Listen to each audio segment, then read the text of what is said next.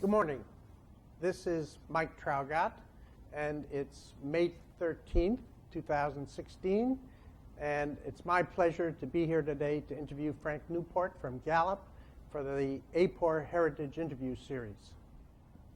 So Frank, it's good to see you here in Austin, Texas at the AAPOR Annual Conference, and it's a treat for me to be able to be here and to chat with you about your background and experience and interest in AAPOR. So why don't you begin at the beginning in the sense of your education and your background and what got you interested in public opinion research? Well, it's interesting that we're in Austin because I'm from Texas originally, point out. Although I was born in Oklahoma, I grew up in Fort Worth. And then, germane to your question, Mike, I went to Baylor University as an undergraduate and started out as a communications major. I was very interested in radio and television, and I started working at the campus radio station almost from the day I set foot on the Baylor campus. Then I actually moved out and started working for a commercial station in town, which I was told was partially owned by Lady Bird and Lyndon Johnson at that time. How's that? But that was my great passion, was communications, radio and television major. But as I went along, I continued to be more and more interested in human behavior, human social behavior, which goes all the way back, I think, to growing up in high school. That always seemed to fascinate me, was to be the idea of studying other people, right? How they acted. Stratification in high school was fascinating to me, how everybody seemed to have a clear sense of where people were on a hierarchy, shared by everyone, even though nothing was done in writing. You know who the jocks were and the stars were and the popular kids were and so forth and so on. Everybody kind of understood that, even though that was not actually made explicit. So that's kind of an idea about how that fascinated me growing up. So at any rate, to make a long story short, at Baylor I began to take sociology courses, which I thought was the best fit for that, and actually then became at least in theory, a double major both in communications and in sociology, which is, of course, the scientific study of human social behavior, right? Gus Comp said it was the queen of the social sciences, one of the early sociologists. So at Baylor, I got interrupted and actually went away and joined the National Guard, low draft number, and went ahead and graduated in absentia while I was out at Fort Polk training in the Army, and did not have, I lacked 2 courses to be an actual sociology major at the time, so my technical major is still oral communications, radio and television, although sociology was my second major. And when I came back from all of the military training, I spent an extra year in Waco because I didn't have much else to do at that time. I got out in August and actually took graduate courses. I was a graduate student at Baylor in their master's program in sociology, which was quite good because it gave me some additional, really focused attention on the kinds of things that comprise sociology. And from that point, I said, well, I might as well keep this up. So I applied and went, fortunately, to the University of Michigan in Ann Arbor, an outstanding PhD program in sociology, and spent the next 4 years there working on my PhD overall in sociology. Now, we were at Michigan at the same time, but in 2 different programs. We didn't interact hardly at all at Michigan as graduate students. Mm-hmm. Tell me what you remember about your graduate student career. Well, what's interesting, University of Michigan, particularly that time, has now been, known as kind of the cradle of AAPOR presidents, right? Just like Miami of Ohio is a cradle of coaches. Because a lot of people that I was with, including yourself, although we weren't in the same realm of the University of Michigan, but Diane Colasanto and Stan Presser and Bob Groves, a number of us who were in and around that program at that time, people that I knew, have gone on to become highly focused on the value of AAPOR, to become president and done other things in the industry. So it's kind of interesting, the tradition there. But at the time, that really wasn't my major interest at the University of Michigan, even though it was well known for its training in survey research and methodology. I was actually more focused in social psychology within the sociology department while I was there. So that was technically my emphasis within sociology. And my PhD dissertation was not a survey. It was actually done with experimental social psychological research, a prototypical college sophomores that I brought in and put in different experimental groups. And of course, it was brilliant work.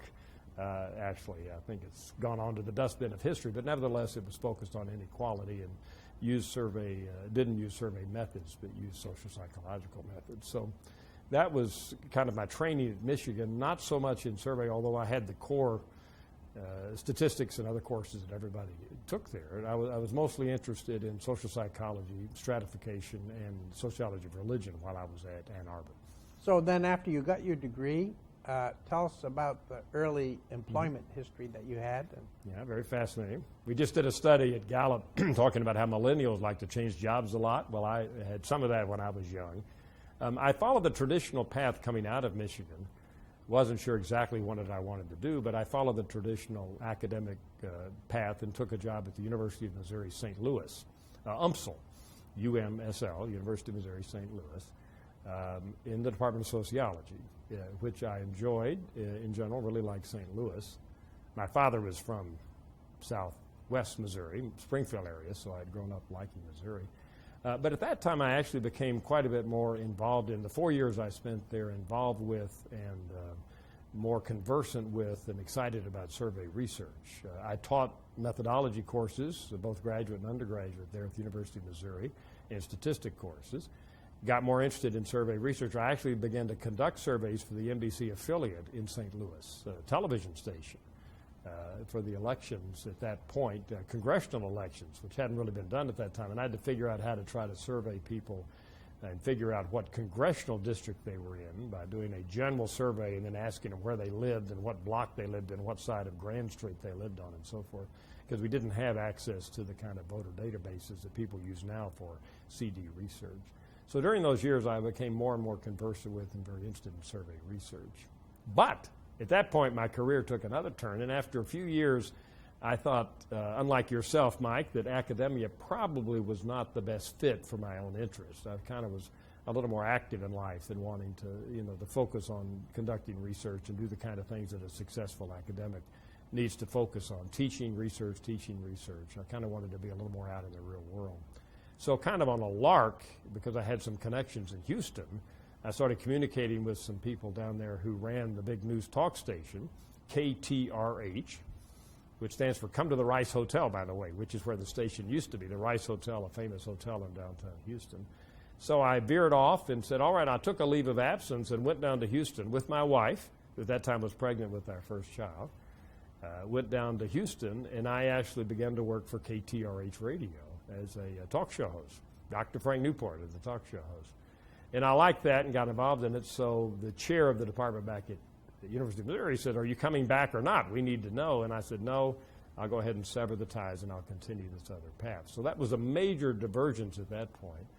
After 4 years in academia, I took that divergence and went off into, which my father thought I was crazy for doing, but went off into the radio business altogether. So that's how I moved into that business. And you think of this as a coincidence of life or an unplanned detour, or how did this change your career path overall? Well, it changed it, dramatically. I wouldn't say, Mike, that it was unplanned, because it was actually planned. I was sitting there at University of Missouri, sending out letters to these people saying, do you have this is interesting, I'm, I have a PhD in sociology, but I also have this great background in radio and would like to combine it and get back into media in some way. And it clicked with the people down there.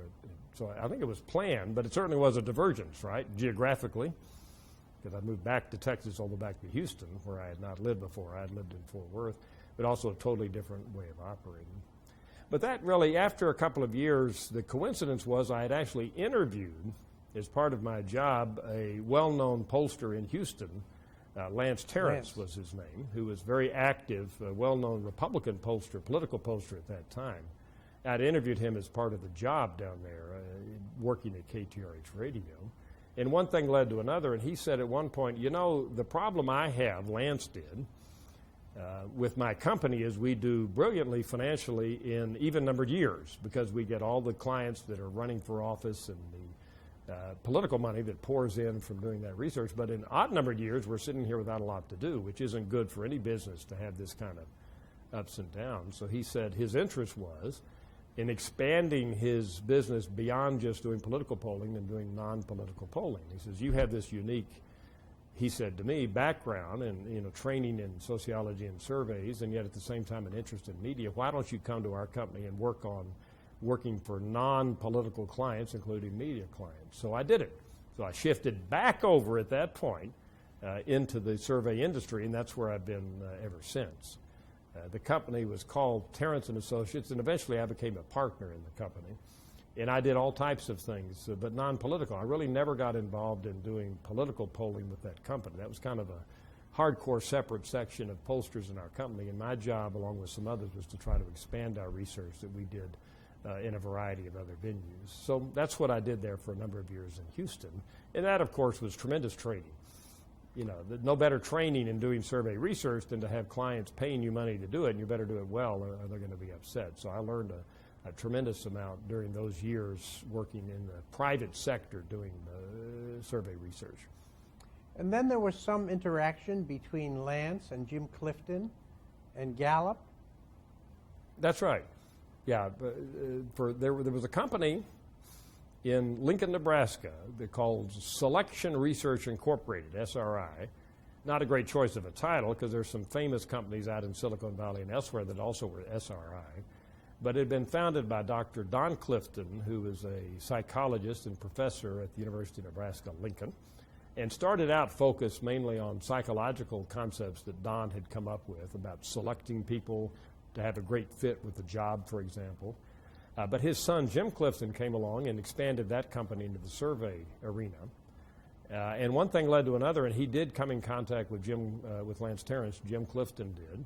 And in precisely 1987, this company in Lincoln, Nebraska, bought our company, which I was a partner in at that point. So suddenly I found myself folded into this Nebraska-based company, which at that point was really expanding what it was doing in the survey research business in addition to its core psychological research. A lot of research for hospitals, media properties, television stations, the kind of thing I was interested in, and educational institutions. So that another shift came about there in 1987. And in 1988? The big shift came in 1988 when Jim Clifton and the company, Selection Research Incorporated, had, looking around, had worked with and gotten to know the Gallup organization. Don had met Dr. Gallup, who died in '84, but before Dr. George Gallup. But before he died, he had met Don Clifton, and Jim Clifton had actually met Dr. Gallup. And so there was a connection between these two companies. And after Dr. Gallup died in 1984, after a couple of years of people, his sons and others running the company, I think the family made the decision, particularly Alec Gallup and George Jr., that we need to sell the company. We're not set up really to run this company effectively and efficiently ourselves. And according to what I've been told, I, of course, wasn't involved, there were many suitors to buy Gallup. Famous name, a lot of people wanted to buy it. But among those suitors was this company in Lincoln, Nebraska, SRI, and they, in fact, were successful because of these previous connections, and the Gallup brothers in particular liked and admired Don and Jim Clifton. So in 1988, Gallup was purchased by SRI of Lincoln, Nebraska. So lo and behold, I was then grandfathered in. Another change within a year, I was now a part of Gallup because that whole company was relabeled Gallup, and suddenly in 1988 I was an employee of what became Gallup.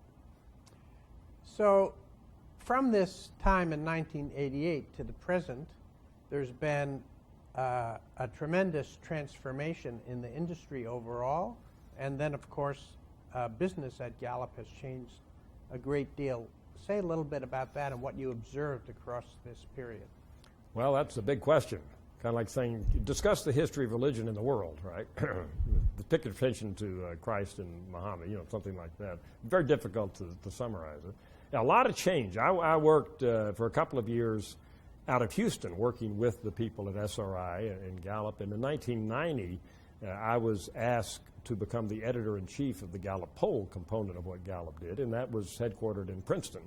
At that time, Gallup was basically in Lincoln, Nebraska, and then the newly acquired company was in Princeton. So I was asked to move there, and I did that in 1990, and I've been there ever since. So in answer to your question, particularly since 1990 on, that's what we're sitting here in 2016. I've seen 26 years of change go on both in the industry and what Gallup has done. So it's a big question. I would say a couple of points. One is Gallup is a for-profit company. It's internally owned. I own stock myself, but only employees can own stock. So it is a for-profit company. But to their credit, Jim Clifton and the management and the board of directors at Gallup have kept a commitment to public opinion research going, the history of the Gallup poll all that time. It's not a profit center, has not historically been a profit center for Gallup. Most of the revenue for Gallup comes from work for business and industry. But the company has been, luckily for me, in my position, has been continued to be focused on trying to contribute to the tradition that Dr. Gallup started when he founded what became the Gallup poll back in the mid-1930s. So we've seen a lot of change that has gone on during that time period, but with this continuing commitment. And the change, I would say, has come both from industry changes and the kind of things that we've tried to do at Gallup ourselves. When I was started at editor-in-chief, Gallup did the occasional survey, not even on a routine basis, but their polling outlet was a newspaper syndication, which Dr. Gallup had actually made a lot of money. And that was his kind of combination of journalism and polling that made Dr. Gallup so successful. In fact, I would advise people looking at this to flip over and look at the interview with George Gallup Jr. that's in the AAPOR Heritage Center, where he talks about this kind of confluence of his father, Dr. Gallup, that led to his success. He was actually a journalist at heart. He'd been editor of the Iowa daily newspaper, University of Iowa. He taught at the Medill School of Journalism in Northwestern. So he was very interested in journalism and in polling, and he married the two by syndicating. He offered like comic strips. You could, as a newspaper, buy the Gallup poll or the AAPOR, American Institute of Public Opinion reports. And actually, in the old days, they would create like a comic strip, the actual laid out copy with pictures and graphs, and send it to you as a newspaper, and you would just print it like you would a comic strip, sometimes a full page of Gallup poll results. And newspapers, unlike today, were in hot competition back then. Every city had 2 or 3 or 4 newspapers, and they vied to be able to buy the rights to the syndicated product. So what Dr. Gallup's sons told me is that was quite profitable at the time. You know, they were churning out these syndicated reports, and that was their main way that they got the information out. So the Gallup poll was a syndicated service which newspapers would buy and then put in their papers.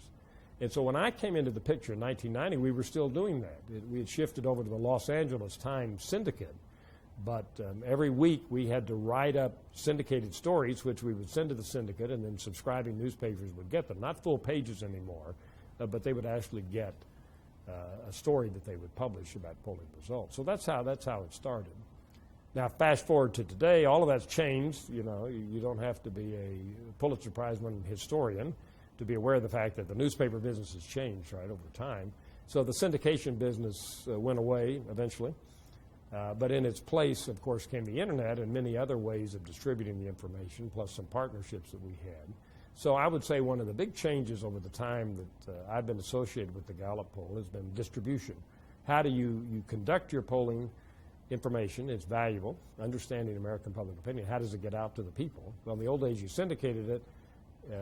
At some point then we then partnered with people like CNN and USA Today to get it out. And then we now do it almost exclusively through publishing ourselves at Gallup.com, our own website. So that's probably the big change. There's a general business model in your particular area, which is that successful firms have a public face, which maintains the visibility of the organization and enables them to obtain clients and then to expand the commercial side of their business. And you have had a central role at Gallup on the public side of the business. Want to say a little more about that? That's right. I think that we have at Gallup a commitment to the contribution that public opinion research can make, regardless of its value to the brand, so to speak. I would hope we have that. I do, and I think Jim Clifton, our CEO and chairman, does, and our board of directors as well. But part of that is that it does keep the name identification and brand identity of Gallup in front of people, which in turn helps, I think, when Gallup strikes up partnerships with businesses to conduct the other types of research that is our bread and butter, which is employee engagement, customer satisfaction, and those types of things, consulting services that we provide to business and industry. But that's right. The public face has certainly been there, and I've been involved in that maybe because of my background in radio and television. I've over the years been quite involved in being a public face of polling for Gallup and for other instances in radio and in television. There was a time there when we began, this is interesting, when we began working with CNN as a polling partner, that I was down in Atlanta and talking to Tom Johnson, who was the chairman of CNN at that point, and he said, you know, we need to feature this poll in a different way on CNN. And he came up with the idea of having what they called a flash studio at that point, which we built in Princeton. And then I was able to go to this studio and at a moment's notice could go live to CNN and say, all right, just like I would if I was standing on the street in front of, you know, prototypical news reporters. Behind me is a yellow police tape where there was a tragic shooting earlier today. Well, this was, here I am in our polling studio, and here's the latest polling results. So I was able to, for a number of years there, actually be quite frequently on CNN reporting on the latest polling results that we had relevant to public opinion. I remember, Mike, 9/11, I was standing in our flash studio ready to go on CNN to talk about Michael Jordan.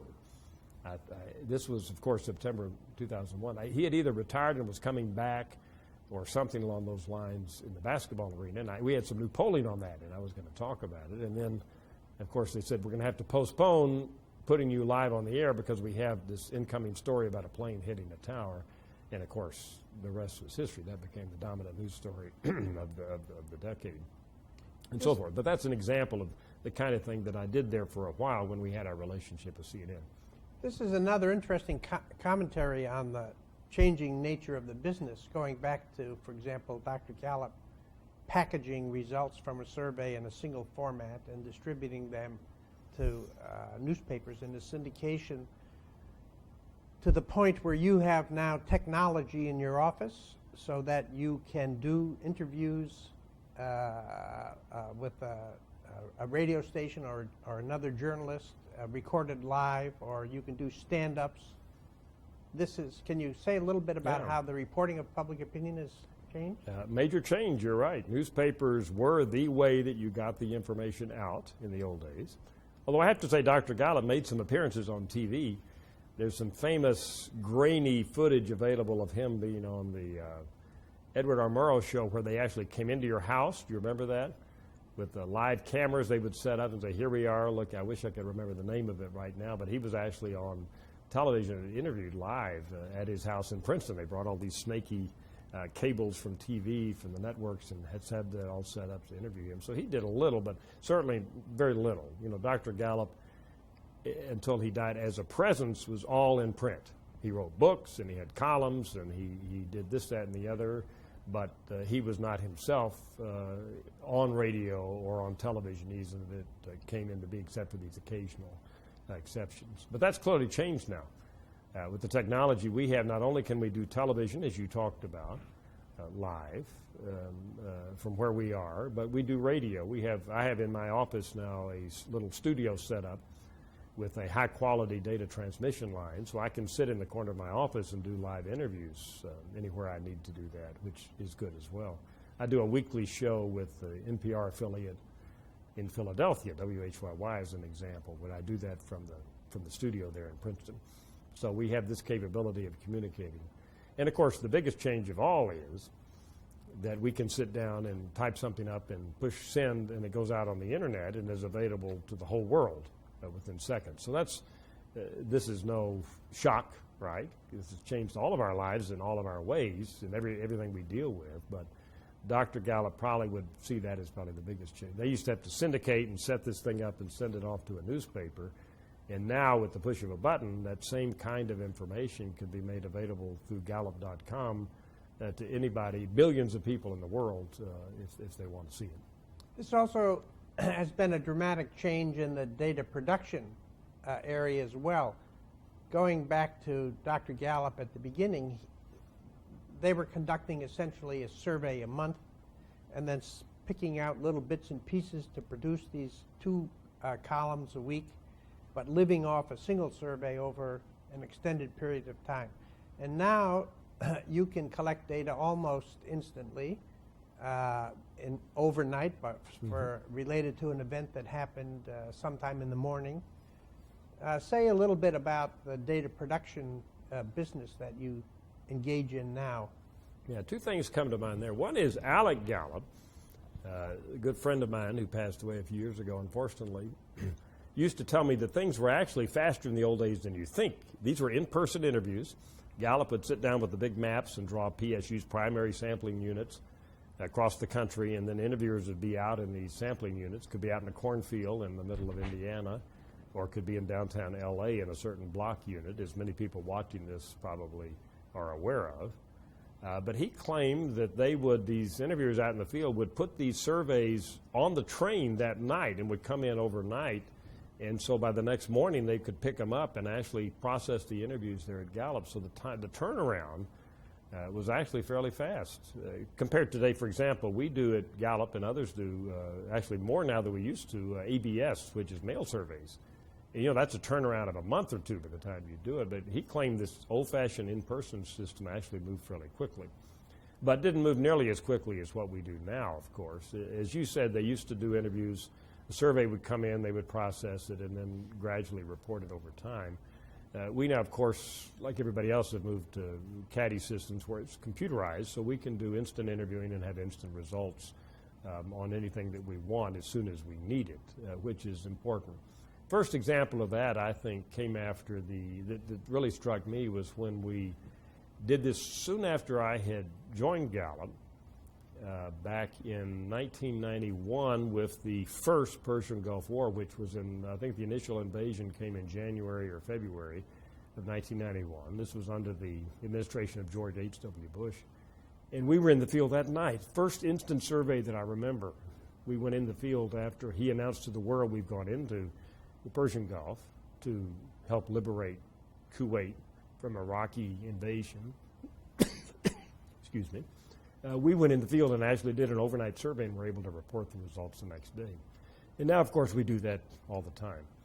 We can talk about it, but we've gone to a tracking system where we're interviewing every night of the week anyhow now at Gallup, consistently, constantly, with an ongoing tracking program. So if something major happens or we need to find something out, we can put a question on. We're speaking here in the morning, on a Friday morning. We could, in theory, put the question on tonight if you and I came up with something and have results by tomorrow, Saturday, that we could give to the world. When people think about Gallup and its role in public opinion and the collection and dissemination of data in the United States, obviously election polling and reporting is a central part of this business. Going back to the very beginning, Dr. Gallup establishes his activity based upon this contract, the public part of his business, based upon this contract with the Washington Post. And I'll ask you to say a little bit about that, but then I think that listeners would be interested in your observations about political polling with regard to elections and its development historically. Well, that's a big, complicated question as well, right? So much has gone on. In Gallup, we've been involved in changes, which we can probably talk about in our world as well, which is particularly germane because that's how Dr. Gallup became famous, as you said. Well-known story, 1936. He courageously went out and did polling using a semblance of random methods, although really quota sampling at that point, but a lot better than the convenient samples that were being used, available samples by the Literary Digest, the famous publication at that point, which had been successfully predicting elections for several ones prior to 1936. Dr. Gallup courageously, as you said, went out with the Washington Post and others before the election and said the Literary Digest, which was saying that Roosevelt would be defeated in his bid for re-election, his first bid, Dr. Gallup courageously said, you're all wet because you're missing with your convenient samples a lot of the dispossessed and poor people, farmers and others in the Depression who are more democratic in orientation. And when you factor those in, Roosevelt's going to get reelected. And of course he did, and that made Dr. Gallup famous. So election polling became a central part of kind of the brand and the history of Gallup. There's no way around that. Although more recently I've gone back and done some reading and also remembering talking with Alec, in particular, Alec Gallup, about his father. His father did not like doing election polling. And he actually has, in writing in several of his books, the idea that this is not something that I wish I had to spend much time on. Dr. Gallup said that. He didn't really think it contributed that much, but said we're kind of caught up in this ongoing tradition now where we feel we have to do it every election, so they continued to do it. So that became a significant part of kind of the Gallup brand over the years, was doing pre-election polling. And that was at a time where there weren't a lot of other polls out there. You might have 2 or 3 polls predicting, but people would wait for, quote, the Gallup poll to come out. You know, Kennedy versus Nixon. What's the new Gallup poll going to show about where they stand? And fast forward again to today and more recent years, there's been a huge change because there's a wide number of different types of polls that are out there doing this kind of pre-election polling. And as part of that, and this is another whole area to get into, what we now see is the rise of the aggregators, as I've called it, where a lot of our discussion now of news media and people's understanding of pre-election polling is based on averaging, meta-analyses, or aggregating a variety of number of polls, which is a far cry from back when Dr. Gallup was doing it, when there weren't nearly as many polls and people would wait for, you know, the new Gallup poll. Now as there's a constant, particularly a general election, a constant stream of polls, as it were, that various people, successfully or not, try to kind of put together to get a sense of where the race is. Well, one change has been the technology of data collection for pre-election polls, the rise and the problems that it presents sometimes, the rise of telephone polling in relation to face-to-face interviews, and then the use of the internet. Can you say a little bit about the impact of changing technology on? Yeah, a lot of changes. Again, this is a huge area of discussion. But the whole environment in which pre-election horse race polling is conducted has changed over the years. There's technology on the one hand, the way people communicate, and there's also people themselves on the other. Whereas it used to be kind of a privilege, oh, the phone, not the phone, somebody knocks, this is a Gallup pollster with the clipboard. I get to give my opinion whether I'm going to vote for Dwight Eisenhower or Adlai Stevenson. You know, people, it was a big deal. Response rates were very high and so forth. But today, on the people side of the equation, as is well known for us in AAPOR, at these sessions at AAPOR, like where we are taping this right now, a lot of discussion about response rates and cooperation rates. People are much less likely to want to be a part of any kind of polling. So that's a problem on the one hand, how you deal with that. And the other is communication. We used to do in-person polling. We shifted to telephone polling in the late 1980s at Gallup. Landlines, and then in the 2000s, I think the first election was 2004, Kerry versus George W. Bush is the first time that we incorporated cell phones in our sample. And now, as we know, the percentage of Americans who communicate by cell phones is extraordinarily high.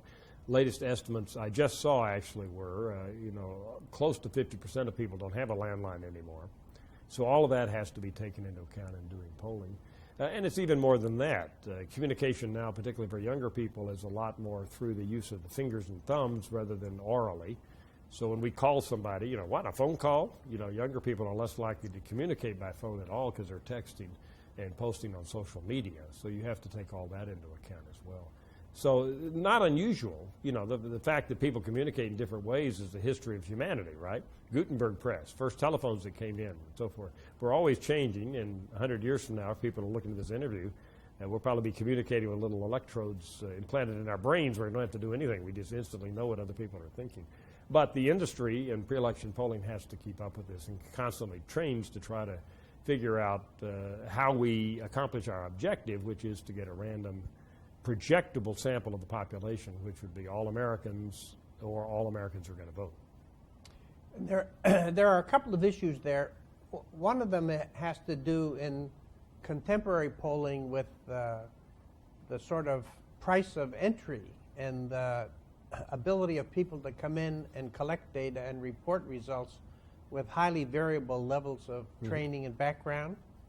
That's right. It used to be more of a major hurdle to get involved in the polling industry when it was in person, because you had to have an in-person interviewing force all over the country in primary sampling units. And now using, say, internet-only polling, convenient samples of web-only polling, or even doing telephone interviewing, say with automated calls, robocalling, as an example, it's much cheaper for people to do polling, easier to do it than it was in the past. So there are many, many more people out there involved in doing polling of all kinds, including pre-election polling, than was the case in the past, with highly variable levels of quality of the people that are doing this type of research.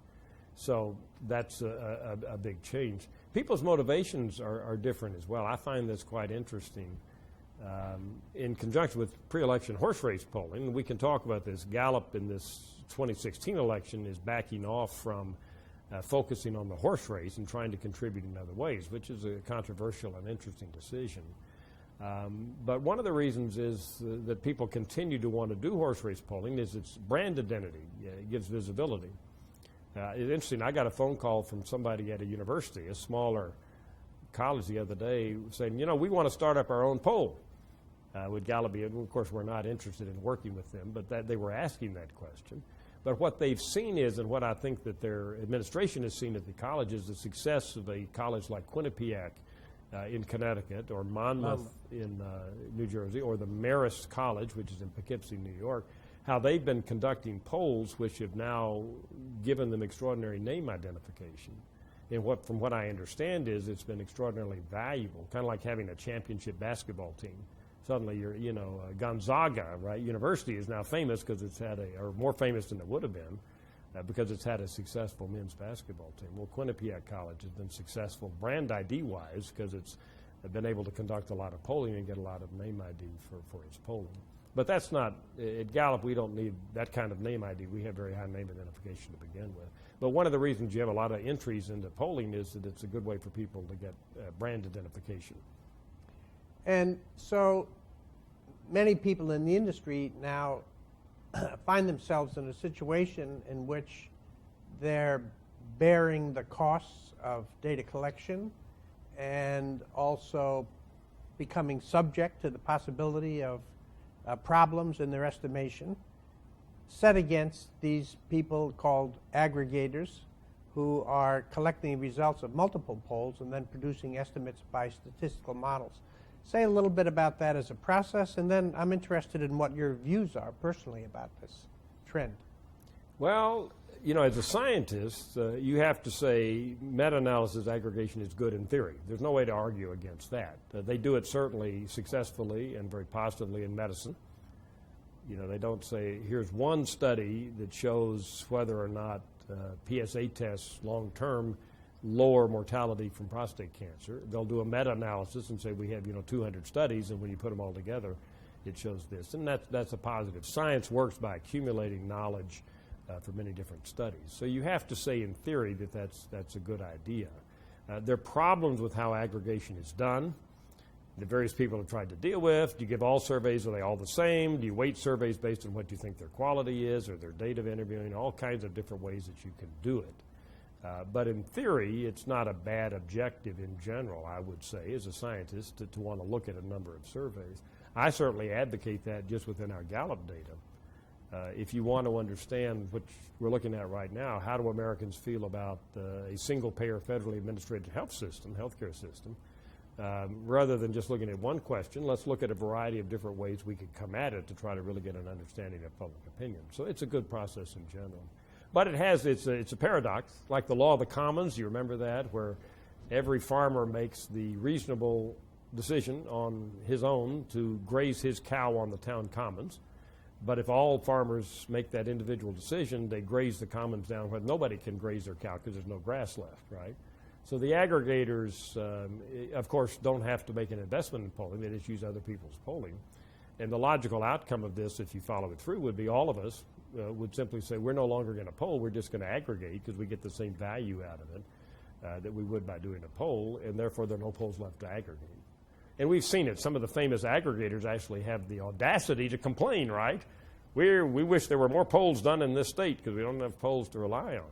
And, of course, aggregators can escape blame if they're wrong. They say, we predict that so-and-so is going to win the election based on aggregation, and so-and-so doesn't win. They say, well, those polls were wrong. All the polls were wrong. So it's actually a can't-lose situation, right, in many ways. If you're right, you're brilliant. You don't have to pay any money for it. And if you're wrong, you just blame the data sources. So it has these kind of conundrums or paradoxes built into this whole idea about aggregating. And also aggregating, Mike, only works for certain types of questions. As I mentioned, like for single-payer healthcare systems or attitudes towards abortion, you really can't, the questions are different enough, so you have to use brain power and kind of say, looking all over the data, this is what I think public opinion is. There are relatively few questions that are so similar that you can put them into kind of a rigorous statistical model and come up with averages. Other than the horse race, probably presidential job approval is another one of those, but there are not very many where many different firms ask questions in the exact same way that you can do that with. And the horse race is one of those ways. And the use of the horse race question by the aggregators also plays into the tendencies of the press to structure their coverage in a certain way and to rely upon these kinds of data to structure their stories. But this was a consideration in the Gallup decision to back away from horse race estimation in the 2016 campaign, but to focus on the kinds of things that you think you can do well that aggregators obviously can't. You want to talk a little about that? That's right. The decision, which is, of course, as we've been talking about, goes against what made Dr. Gallup famous. Although, again, I would point out, if you go back and look, Dr. Gallup himself said, I wish I didn't have to do horse race polling. Somebody wrote, Peter Hart, famous Democratic pollster, wrote something in the Wall Street Journal about this is terrible that Gallup has decided not to do horse race polling. Dr. Gallup would be turning over in his grave. And then I wrote back a response, which was published in the Wall Street Journal, that no, he wouldn't. Dr. Gallup would probably be rejoicing in his grave, right, to be able to not have to do horse race polling. So people misread that sometimes. But yes, we made decisions based on, I would say more than anything else, allocation of resources. Not just this paradox of the aggregator, although that's a little part of it. You work hard. As you know, horse race polling is extremely difficult, complex process, huge amount of resources devoted to this to try to do it right. And then if you put out a result and people say, thank you for sharing, we're going to put this in our model now, you're really not getting much bang for the buck back from that big contribution. It doesn't look like this. So that's part of the consideration. But the other part of Gallup's thinking is simply where our resources could be best allocated. And I have a personal commitment, wrote a book about, and really strongly committed to the idea that public opinion should be a major part of decision-making in a democracy. Our leaders should be cognizant of and aware of and take into account public opinion when making decisions. Unlike the model of a leader who says, I'm so brilliant and the people are stupid, I know what's best for them, which I disagree with. You know, George Gallup used to say, Hitler used to say that. You know, Stalin used to say, the people are so stupid, I know what's better. Well, in a democracy, that's not the case. You have to rely on the collective wisdom of the people, expressed in the vote, but also between vote is expressed in how we measure it in public opinion. Well, I think more of that in the election process is how we can contribute, and we've been doing much more of that this year, trying to understand candidates' positions. For example, a candidate, Ted Cruz, senator from Texas, strongly campaigned on shutting down government departments, 5 government departments, shutting down agencies of government when he took off. And we were able to show that the public actually is fairly strongly resistant to that and negative on that, that he just was not at all in touch with public opinion on that. And that's a solid contribution that I think we can make. Say, what does the public want these candidates to be focusing on, and what do they want them to do when they do focus on it, and so forth. Trump's idea, for example, of scrapping trade treaties internationally doesn't fly with public opinion. Public opinion actually is more likely to think that these trade treaties have a plus for economic opportunity. So we want to know that. We want to be in touch with that. Bernie Sanders' idea of a single-payer health system actually plays fairly well with the public. Interestingly, Republicans need to be cognizant of that. There's some interest in this whole idea of going to a federally funded system, anathema though it may seem to many conservative candidates. So that's the kind of thing that we're able to bring to the fore and not spend huge amounts of resources over here trying to say, all right, here's our latest estimate on where people stand in the horse race. And again, not that that's not valuable. I think that's interesting, and I like to look at horse race polling. But we have plenty of people doing that, so we have data available that we can look at on the one hand, so I think that's valuable. So it's just a decision of where we want to go at Gallup. Going back to some of these beliefs of Dr. Gallup's views of the role of public opinion and pollsters in society, he believes strongly in this referendum model, and that even though elections were important, there were these times in between when the views of the public ought to be represented and reflected in decision making by leaders. Say a little bit about Gallup's role and your view about this in the preparation of. Well, I actually endorse Dr. Gallup's writing. I wrote the book Polling Matters, where I really talked about that in some depth.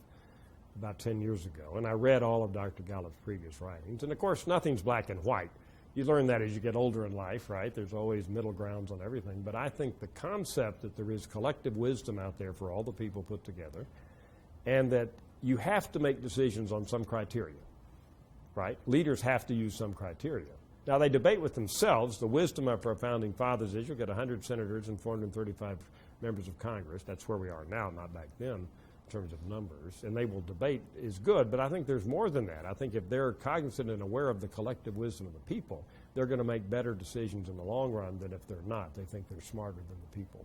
And certainly the vote is one way the people express their sentiment, but in between the vote, and the vote doesn't tell us much, you know, why you're voting for a certain person. By doing public opinion, putting it all together, I think it's a tremendous contribution we should be making to make all of us cognizant of where is the collective wisdom of the people at this time, and what do people want to be done in terms of these core policy matters that can be so effective for their own daily lives. So I'm a strong believer in that, following up on Dr. Gallup, and that's part of what we're continuing to try to do at Gallup. So I want to switch gears a little bit now, away from your own background and history. You've been active for many years in AAPOR, and you were elected president of AAPOR. So one thing I think that viewers would be interested in is your recollection of your experiences during your time as president and your service on the council about AAPOR at the time, and also how AAPOR might have changed. Well, you know, it's a great organization, and I'm proud to be a part of it. Certainly it's expanded. I remember when I was working in Houston, I used to go to AAPOR meetings to try to be connected, and as any of us older members know, it was certainly a much smaller organization and meetings now than we've had moving forward. I think it has a tremendous role to play as in terms of what we're trying to do as an industry, in terms of providing legitimacy and a place, an organization where we can put research together to try to understand what we're doing, and a way to speak to the public about these issues that we're dealing with as an industry as well. So I think it's a tremendous role to play in that. And I remember using AAPOR so much as an example in my public role when idiots would say to me, "Don't you know that people now talk on cell phones?" You know, and I said, "Oh, thanks for sharing." You know, we as an industry were totally unaware of that.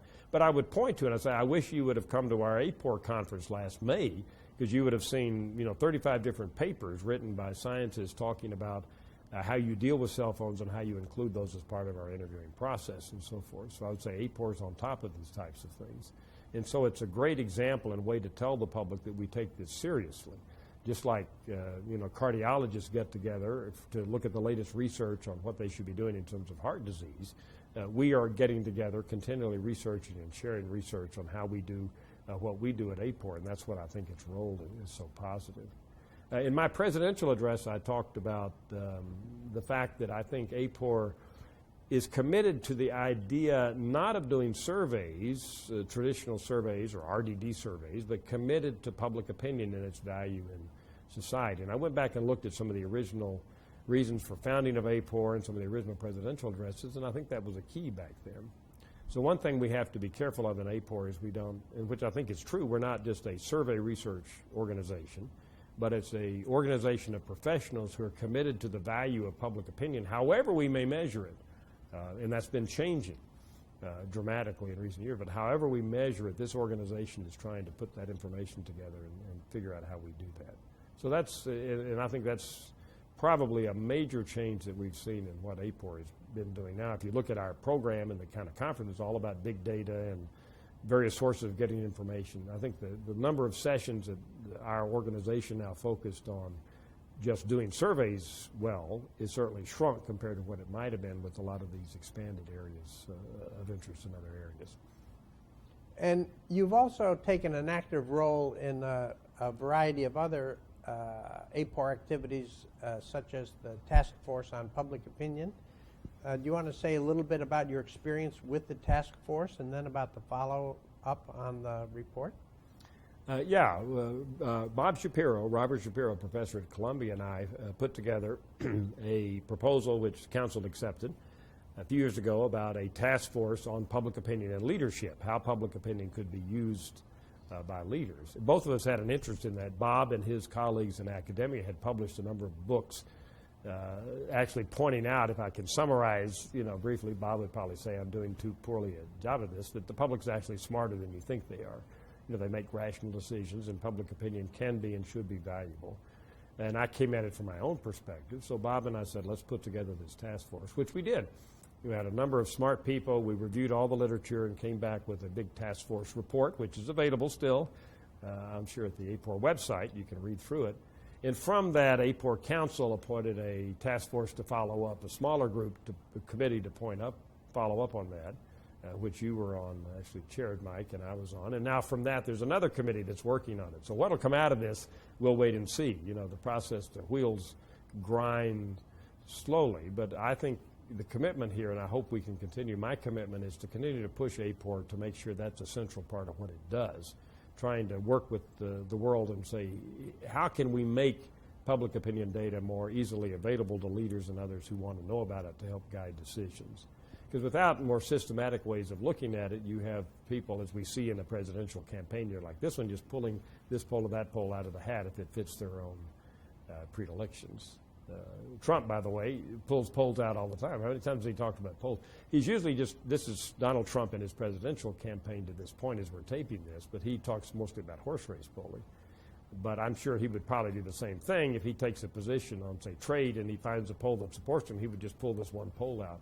And our object is to say, no, let's do a more systematic analysis to try to really understand public opinion on these critical issues. And AAPOR can really be, hopefully, a big part of that. And one central element of the recommendations of the task force was to improve the communication about what the current state of public opinion is, so that there would be more background information provided to leaders, policymakers, staffers, and so on. That's right. One of the big problems we found out leaders would tell us is there are too many polls and they don't understand how to put them all together. A lobbyist will come by a member of Congress office and say, oh, here's our latest poll showing that Americans support our position. So a lot of times leaders will throw up their hands and say, well, polls can show you anything. There's not much I can do with it. Forget it. I'll just use my own personal brilliance. As you can figure out, I'm against leaders being brilliant and more in favor of them dealing with collective wisdom to guide their brilliance. I want my leaders to be brilliant, but I want them to also take into account public opinion and not think they're too brilliant. Nothing's probably worse for a government than to have somebody who thinks they know better than anybody else in that country, as we've learned through history, right? Dictators throughout history.